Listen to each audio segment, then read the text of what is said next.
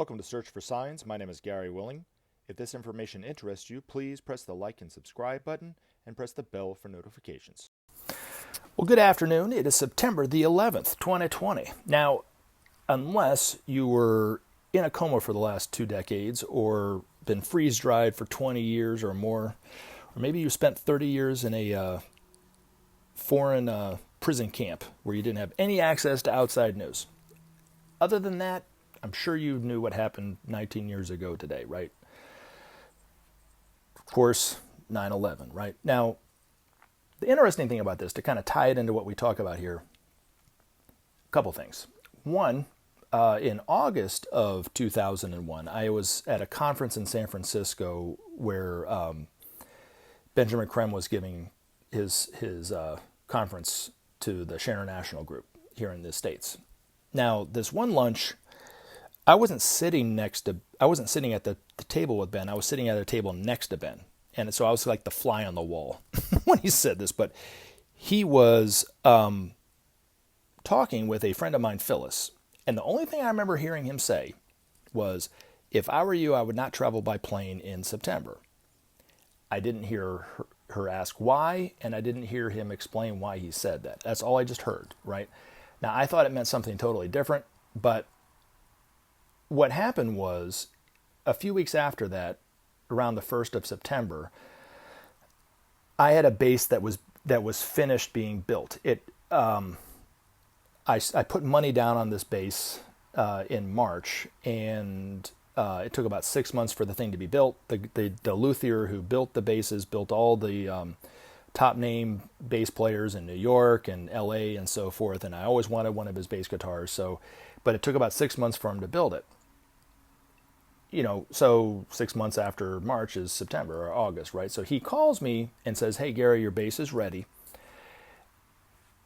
And he goes, "But I'm afraid to ship it because it's been too hot. So I might have to wait a week or so." And I really, really, really wanted that bass. So I called Delta to book a flight to New York. I happened to try to book that flight for the 10th of September.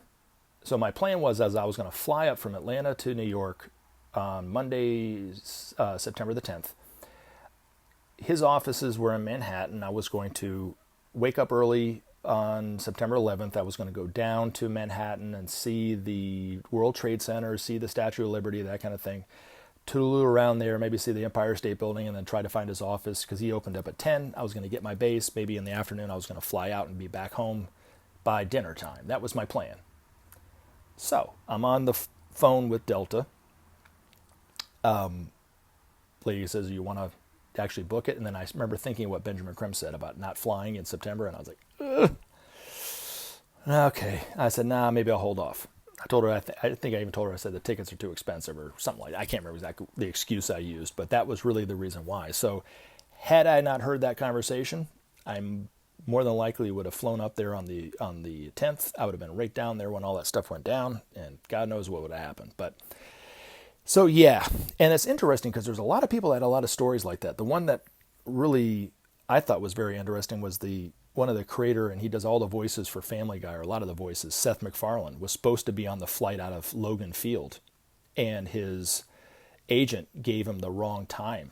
And he arrived to the airport late and missed the flight, and was quite mad that he missed the flight. And then come to find out, he was supposed to be on that flight that crashed. So yeah, there's just a lot of people that have those kind of stories, I'm sure. Now, since September 11th, of course, it's the whole course of, American foreign policy has changed since then. Of course, it's all been about war on terror, and they use that slogan, "Never forget, never forget, never forget." And I don't think we should forget about 9/11, of course. We should celebrate 9/11, maybe even start celebrating the lives of those people who lost their lives, unfortunately. But we should also start looking at what caused it. The United States still doesn't have the courage and the objectivity to look at itself under that scrutiny, under that microscope. That's considered unpatriotic to question now. Where our country was built on questioning the government. That was the whole point, right?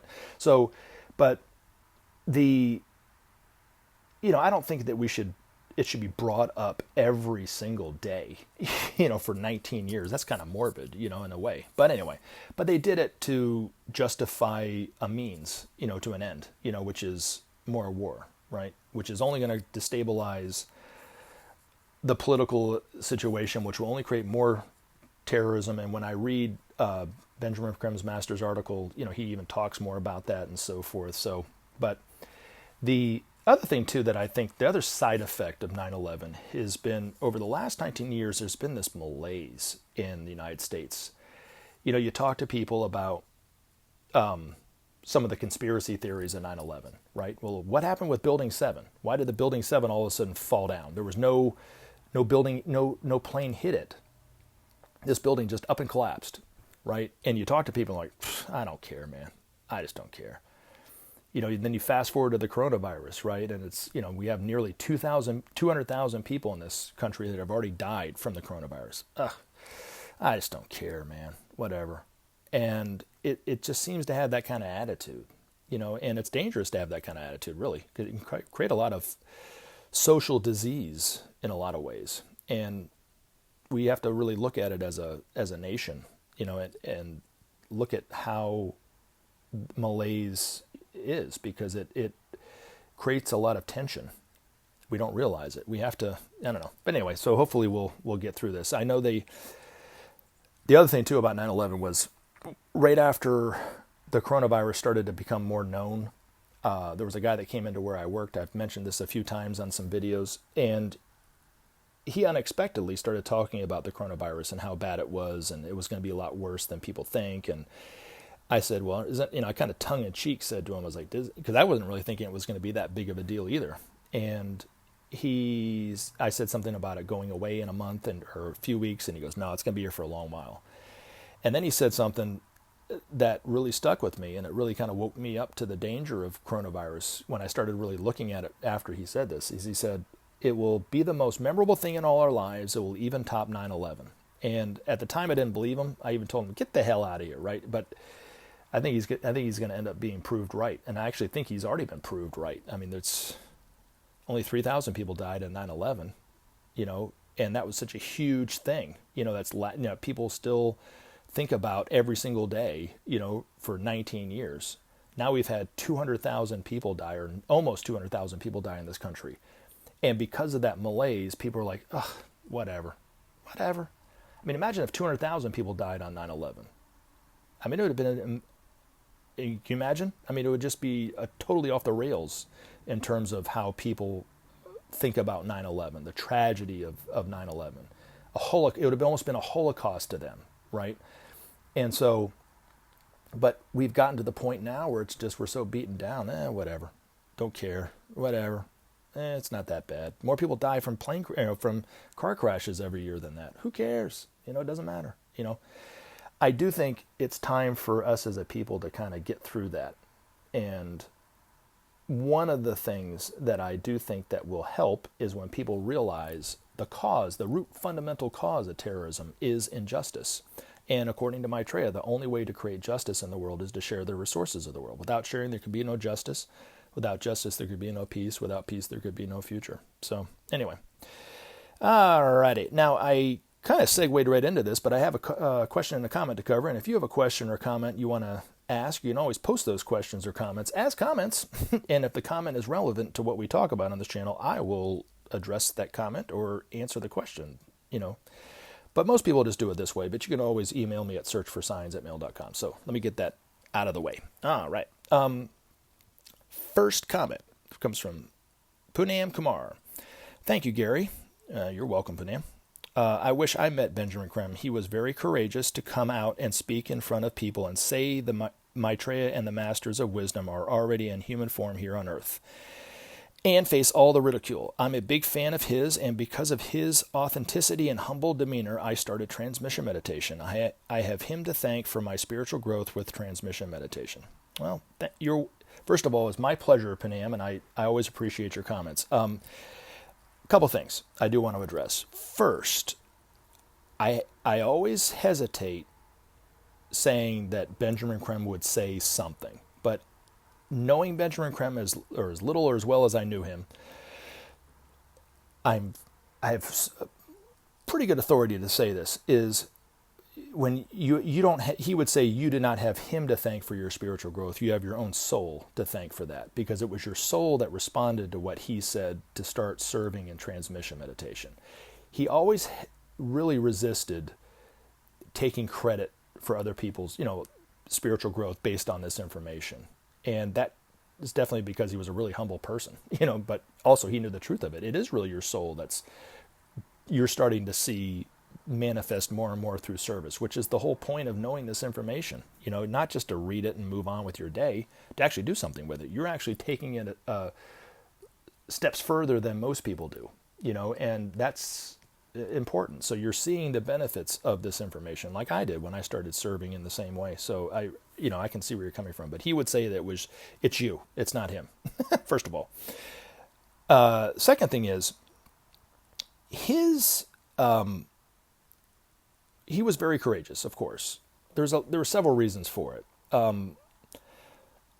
One, he was absolutely fearless. He had a first-rate he had a first-rate soul. He had a first-rate mind, which individuals with the first ray of will or power in their makeup, especially in their personality or their mind, are absolutely fearless in whatever they do. They also have a breadth of vision, and they influence people better than those who don't have it. And he always said that people with first ray, which he never really talked about as first ray, but people who have first ray in their makeup somewhere, they just are fearless. They don't desire fearlessness. They don't talk about it. They don't wish they were fearless one day. They just are. And those people in our lives that, or maybe ourselves that I want to be fearless, or I'm going to be fearless, or, I am fearless, they talk about it, aren't. They just desire fearlessness, right? Those people who desire influence don't have that first ray. The people who have first ray in their makeup of will or power just are influential. It's like they don't even have to try to do it. They just are. That's one of it. The other thing too is Benjamin Creme had a lot of experiences that lend the credibility of what he was talking about and gave it life for him, right? He had experiences with the Space Brothers. He met with the Space Brothers several times. He worked with them. He worked with George Adamski, those kind of things. He, of course, worked with the masters. He demanded proof from his own master that he wasn't just hearing a voice in his head, and his master actually mailed him a photograph of himself. He said that photograph was in his desk on his upstairs, and I think in his art studio. So he had proof. The other thing is the vision that Maitreya gave him when Maitreya asked him to play a role in this. Some might say he bait and switched him. No, I'm just kidding, Maitreya. No. Maitreya actually, gave him this vision, said that he has a role to play in his coming if he so chose, which of course Benjamin Creme did. But in this vision that Benjamin Creme has, and he talks about it in his book, is he saw the past, present, and the future happening all now. And he said this is how the masters see time. And he said in the future, when Maitreya came out and people knew who he was, and this is the one thing that really stuck with me, and I cannot wait for this day, but he said he saw people running in the streets after hearing Maitreya give a talk at a theater or a coliseum or something like that, whatever it happened to be, right? And the doors let out, and people were just running down the street crying. And he said they were thinking, because he could hear their thoughts, was that for the first time in their life, they saw that their life actually mattered. And we don't, I talk about Maitreya a lot and try not to keep this information stale, but the one thing that you will notice from Maitreya, and when you see him, because I've noticed this for myself when I spoke to him and so forth, but it will be even stronger for me when I see him, knowing who he is on TV, and it's not a familiar, it's actually him. But when he speaks heart to heart, there's no pretense, there's no agenda, there's nothing. And it's the Lord of Love speaking directly into your heart. And he will articulate what's already there for you that you desire, that you want, which is peace, which is justice, which is what we all apparently want, according to Ben's own master. And even Maitreya said it, right? But the Lord of Love, when he speaks, it's like nobody's ever spoken to you before, so be prepared for that. So you might be a real tough guy and end up breaking down in tears, realizing that your life finally mattered. I don't know. But it was such a wonderful experience that Benjamin Creme had that he was willing to share with people about what it will be like when we see Maitreya for the first time on, in public, that kind of thing. So, anywho, now the next question. Hey, Tracy, how you doing? Comes from Tracy Smith. Government is man-made as well as religion, in my opinion. Why do we have to have a government or a president? History proves that humans don't make the best decisions. That's true. And are mostly narcissistic. The president is paying people more to stay home than they make working. That seems to be the case, especially with fast food, restaurants, retail, etc. Dining in isn't an option when there is no one there to serve you. Will politics be canceled when Maitreya comes forward? First thing, the presidency in the United States is going to change. And I don't know when it's going to happen, but according to the masters, it will be a group of individuals, not one individual as president, because the energies of Aquarius require group formation to be manifested. You can't manifest any of those energies as an individual. So now how that will look, I don't know. I do think right now, our government isn't a true government. It's more of a bureaucracy, and this is probably true to most governments around the world. Those bureaucracies are just there to collect the fees from people and make it difficult for them to do and have them jump through a bunch of hoops that they probably didn't need to anyway, just to give them more money and that kind of thing. And those things, I think, will start to go bye-bye, and we'll have a smaller government, really, but a government more representative of its people. And it will only come when we as a people demand that our government be like this. We have to be active within our government, in that way. Now, in terms of here in the United States, of course, the right-left politics is just pretty much paralyzed government, right? In the future, it will be more of a synthesized view. So it's not one view over the other. It will take the best of the Republican Party, the best of the Democratic Party, and put it together and come up with a view to help humanity. But right now, our government really doesn't care about the people. And you were talking about paying the people to stay home. Did they really? It's, and it's sad that we're talking about $600 a week being something that's people make more money with $600 a week than they do on their own job. That means they're not giving them a livable wage anyway, so, if I was making minimum wage and I was making $300 a week, yeah, I'd stay at home for $600. Sure. Heck yeah, man. It'd be great. Well, it was a good run. Now it's over, and then they think they just re-upped $300 a week for the next 3 or 4 weeks. So it's another $1,200, but that's it right after that. But all that money that they gave to the upper class, they could have given to the people to help feed the people, help house the people, but they didn't do that, right? That's not what's happening.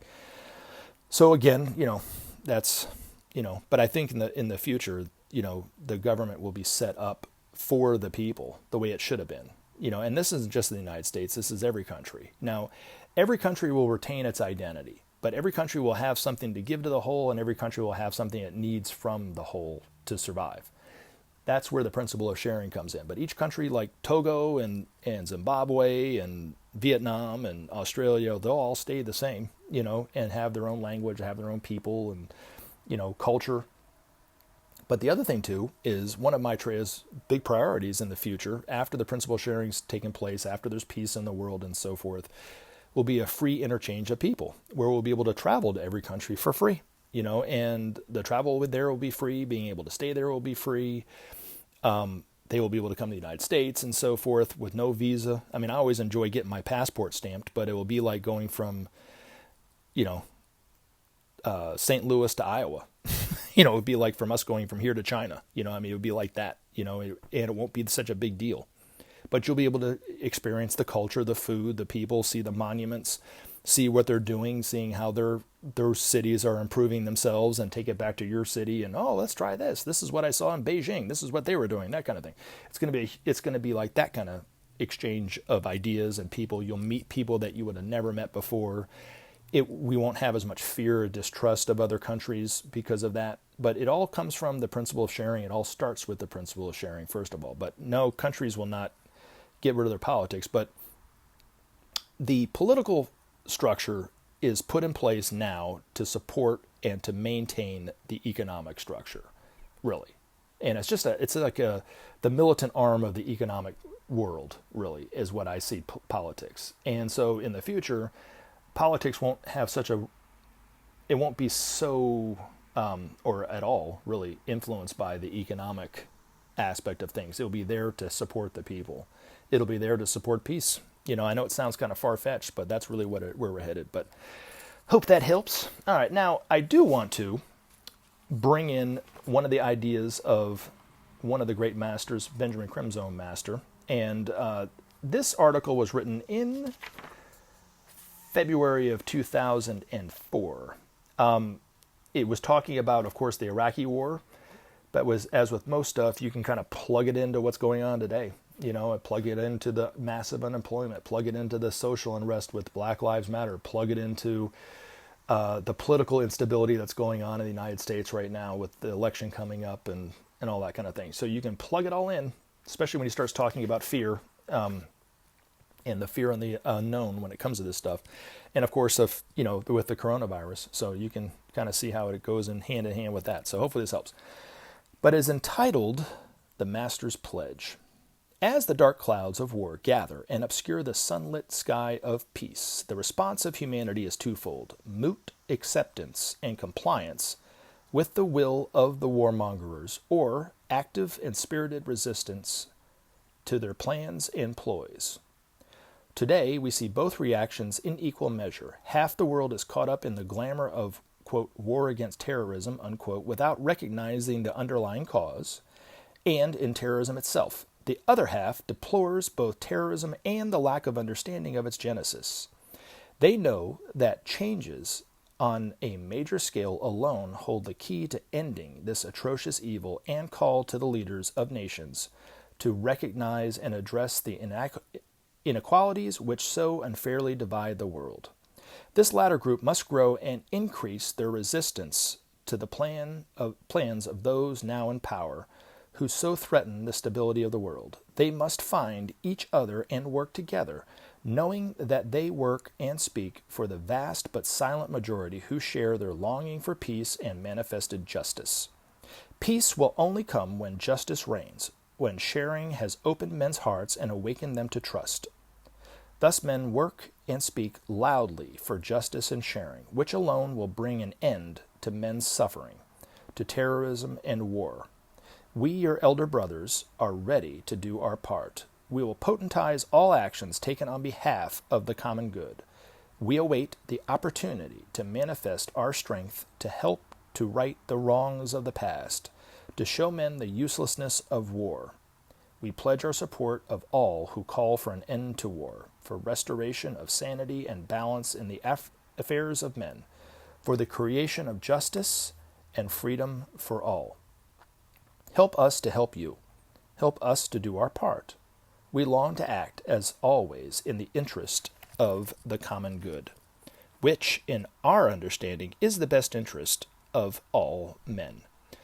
Thus it is that we advocate sharing. Thus do we advise justice. Thus do we see freedom and peace as the culmination of sharing and justice. Let us work together for the rescue of this world. Let us abandon differences in the interests of the race.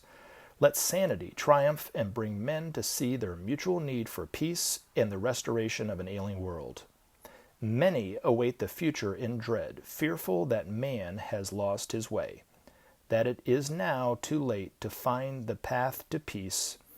We counsel otherwise. We know that the path to peace is simply found, needing only the creation of justice and trust. We know that sharing alone will engender that trust and bring men to abandon both terrorism and war. Thus will it be, and thus will men respond to Maitreya's message of brotherhood and justice, free at last from the glamours of fear and mistrust, ready to create the future in deed and in Remember joy. to take action and help SOP save our planet. Thanks for listening, and we look forward to talking to you again in future videos.